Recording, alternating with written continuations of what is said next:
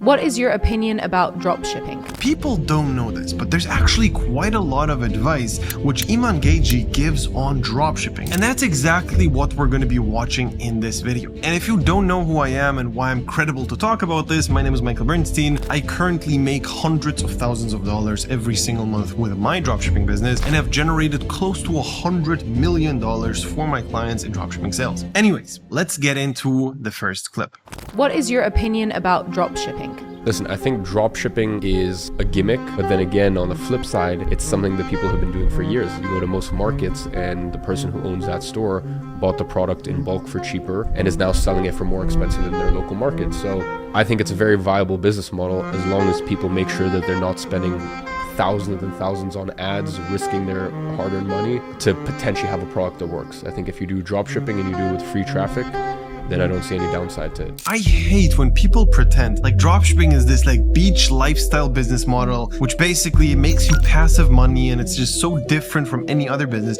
No, this is just a business. Keep in mind, this business has been out there for decades. The very first time I heard about dropshipping was from Tim Ferriss in 4-Hour Workweek. Most people don't know this, but he was actually describing dropshipping in a very, very old school way. He was literally talking about how you can buy shout outs from newspapers and then you don't have to have inventory to just ship out the product after somebody called the ad in the newspaper and you sold them on the phone, and then you can ship like a massive couch or like a table or whatever to the person without even having the inventory. He was talking about that in 4-Hour Workweek, which was written like, I don't know, 20 years ago, 15 years ago. And obviously it evolved a lot since then. And exactly like Iman says, free traffic is by far the best way to go at this point. You don't have to invest $10,000 into a newspaper ad. At this point, you can just post a video on TikTok and make money off that. When it comes to dropshipping, the most important thing, everyone thinks the most important thing is having a fancy headline or fancy creative or all of this, when no, the most important thing is product selection. Finding the right product, and not only finding the right product, but in the right timing. It is totally okay to constantly be chopping, changing, finding new winning products, just as long as you are not pouring money down the drain with ads. The thing you need to understand here, in an essence, like a perfect world, what marketing should look like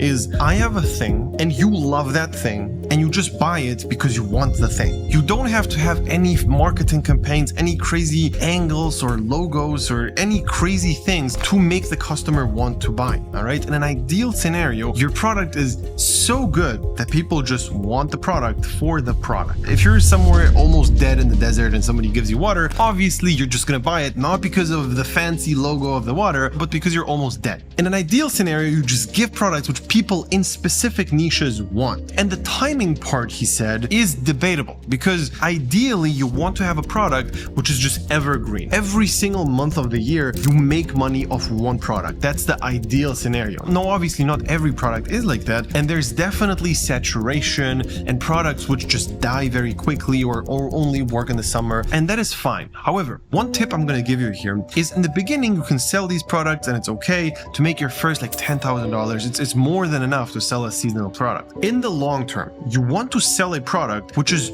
not going to be saturated by the niche. What that means is nobody else is able to sell the same product as you. If you have some sort of competitive advantage where nobody can replicate what you're doing, for example, you're selling a baby product and you actually have a baby and that's just something which most dropshippers don't have, you literally just eliminated like 90% of the competition. And if they want to replicate that, they have to go out there, find influencers who have a child and then are willing to film with that child, and you just officially have an advantage. And that way, the saturation never kicks in, so timing starts to become irrelevant. If you have an advantage in some sort of way, if you have a private deal with a supplier and they just only manufacture the product for you, easy.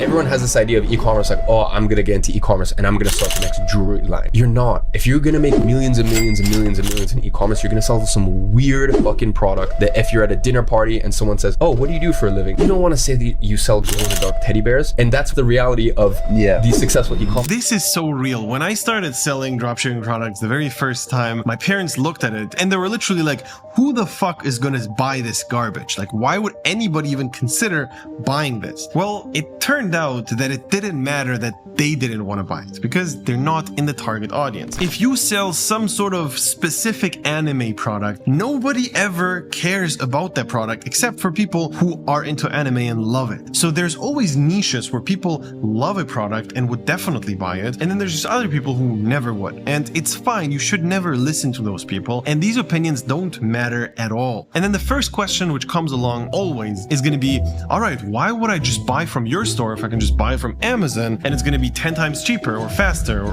whatever? The real answer, the real one, is it doesn't fucking matter. Don't overthink it, because reality is people are making millions of dollars with dropshipping. If you just say, no, that's not real, I can just buy it from AliExpress or Amazon, it's going to be better, faster, cheaper, cool, just forget about it then, don't do it. But the reality is people are making money off it. And the reason for that is impulse decisions. People just see a TikTok, see an ad, they don't want to research, they don't want to do anything, just want to buy right fucking now. And I'm sure if you have a little bit of money, you do the same thing. If you have a grocery store next to you and then 1 kilometer away, but that one is 10 times cheaper, you still go to the one next to you just because you don't want to bother going to the further one. This is the same thing. People don't want to bother finding the one on Amazon, Googling it and searching and researching which one is the cheapest one. They just see the product and they want it. And the second part to it is if you actually position yourself as a brand where people think that you are the only person selling this, they're not even going to consider Googling. If you look like a startup who's the only person who's selling this, obviously you can't just Google it and find it, right? So if you position yourself that way and make your store look really good, then it's going to work out even better. And Iman actually launched his own recon brand recently, which is Big Day. He makes ads like these here to just sell the dream. It's very interesting how he just took a general product, like a basically energy drink, which is healthy or whatever, and then positioned himself in the productivity niche, in the business niche, if you want to get healthy niche. In reality, he just invented it and positioned himself in that way. You could completely change up the branding and make it specific to only boxers or only these type of people or that. And you can just basically pick who you want as your audience by creating the ads around it. And he chose to just showcase the lifestyle, which is fine. With my mentorship program, for example, I personally don't really do that at all. Like, I'm not the guy who's like super flashy selling the dream and all these things. My marketing is very, very different. How I market my program